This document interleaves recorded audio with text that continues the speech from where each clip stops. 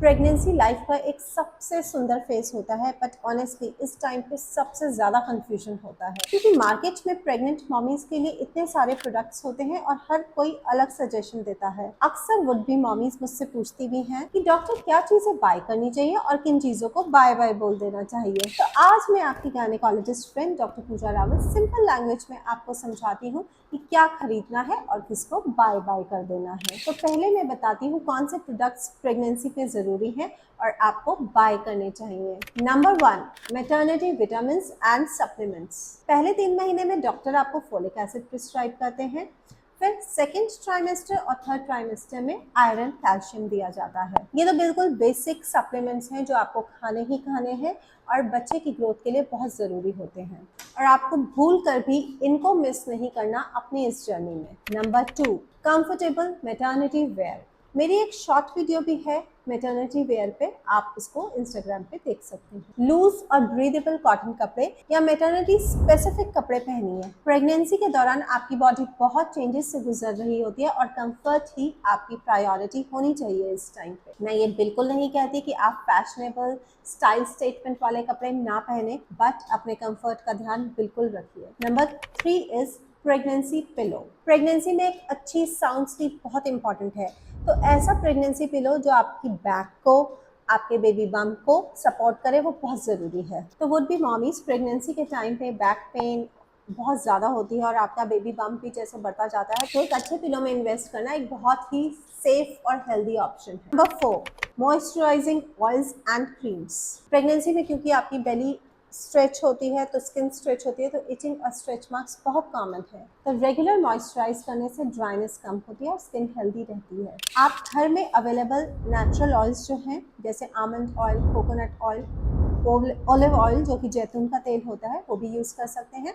और stretch marks के लिए क्रीम्स भी मार्केट में अवेलेबल हैं, वो यूज़ कर सकते हैं। स्ट्रेच मार्क्स कभी भी मिटाए नहीं जा सकते। स्ट्रेच मार्क्स अगर आप प्रिवेंट करना चाहते हैं तो 4th मंथ से ही आपको ये सब अप्लाई करना चाहिए। और अगर जो स्ट्रेच मार्क्स हो गए हैं वो फेड हो सकते हैं, बट बिल्कुल नहीं मिटाए जा सकते। अब सबसे इम्पॉर्टेंट बात जो मैं बताना चाहूँगी वो है फुटवेयर्स। हील तो आप बिल्कुल पहनना बंद कर दीजिए। हील्स कभी कभी बहुत टाइट हो जाती है क्योंकि प्रेगनेंसी में आपके पैरों में भी सूजन आ जाती है। टाइट हील्स अगर आप पहनेंगे तो आपका बैलेंस बिगड़ सकता है। तो कंफर्टेबल फ्लैट कुशन्ड फ्लैट चप्पलें जो हो या फिर डॉक्टर प्रिस्क्राइब चप्पल ही आप पहनिए। और ज़्यादा टाइट चप्पल पहनने से भी आपकी स्वेलिंग और बढ़ सकती है, तो इस चीज़ का ध्यान रखें कि चप्पल आपकी अगर टाइट हो रही है तो नई चप्पल लीजिए जो कि आपके फुट को अच्छे से फिट करे और सपोर्ट दे। अब मैं आपको बताती हूँ किन प्रोडक्ट्स को आपको अवॉइड करना चाहिए, यानी बाय बाय कर देना चाहिए। Number 1, unprescribed medicine and herbal supplements. Market में बहुत चीज़ें अवेलेबल हैं, ये ले लो ये ले लो, पर आपने आंख बंद करके कुछ नहीं खाना है। अपने डॉक्टर से पूछिए और प्रिस्क्राइब्ड मेडिसिन ही लीजिए क्योंकि हर नेचुरल चीज़ सेफ नहीं होती। कुछ हर्बल प्रोडक्ट्स प्रेगनेंसी में हार्मफुल भी हो सकते हैं, तो अवॉइड कीजिए। ऐसे ही बिना किसी प्रोडक्ट की डिटेल या टोटल जानकारी के बगैर उसको यूज़ मत कीजिए। Number 2, chemical heavy skin care products या फिर हेयर प्रोडक्ट्स जिनमें बहुत ज़्यादा केमिकल्स हो, वो आपको यूज़ नहीं करने हैं प्रेगनेंसी में। प्रेगनेंसी के दौरान स्किन बहुत सेंसिटिव हो जाती है। रेटिनोइक एसिड यानी विटामिन ए वगैरह आपको यूज़ नहीं करना है। आपको ऐसी हेयर डाइज नहीं यूज़ करनी है जिसमें अमोनिया हो, और अगर आप कुछ यूज़ करते भी हैं तो वो पैराबेन और सल्फेट फ्री होना चाहिए। अगर आप रेटिनोइक एसिड जैसे प्रोडक्ट्स प्रेगनेंसी के दौरान यूज़ करते हैं तो बच्चा आपका कॉन्जेनाइटली डिफॉर्म्ड भी हो सकता है, यानी उसको कुछ डेवलपमेंटल इश्यूज भी हो सकते हैं और उसके अंगों में भी विकृतियां हो सकती हैं। बिना जानकारी लिए कोई भी हार्श केमिकल्स मत यूज़ कीजिए। कैफीन का ओवरलोड आपने बिल्कुल नहीं करना। थोड़ा चाय कॉफ़ी आप ले सकते हैं, 1 या 2 कप चाय या कॉफ़ी जो भी आप पसंद करते हैं वो चलता है। इन सब में कैफ़ीन होता है। अगर आप बहुत ज़्यादा चाय कॉफ़ी पीते हैं तो कैफ़ीन की मात्रा बॉडी में ज़्यादा चली जाती है।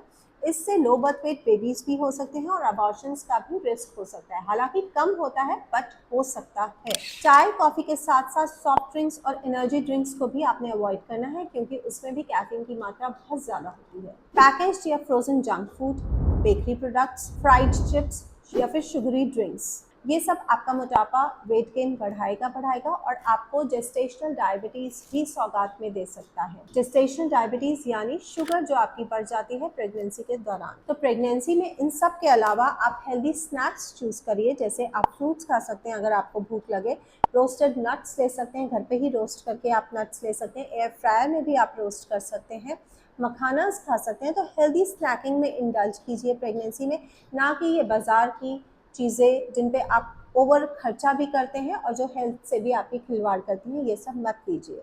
तो मॉमीज़, आपको प्रेगनेंसी में एक बैलेंस बना के चलना है। मैं मानती हूँ आपको क्रेविंग्स होती हैं, आपको बाहर का खाने का भी मन करता है, पर वही चीज़ आप घर पर बना के खाइए और इन अनहेल्दी स्नैक्स को बाय बाय कर दीजिए। हमें ऐसी चीज़ बिल्कुल नहीं खानी चाहिए जो हमारे को और हमारे बच्चे को हार्म करती हो। डाइट से रिलेटेड आपके जो कोई भी इश्यूज हैं, आप कमेंट सेक्शन में लिख सकते हैं, मैं पर्सनली जवाब दूंगी। और अगर ये वीडियो आपको अच्छी लगी हो, please like, share and subscribe. और तब तक के लिए मिलते हैं एक नई वीडियो के साथ।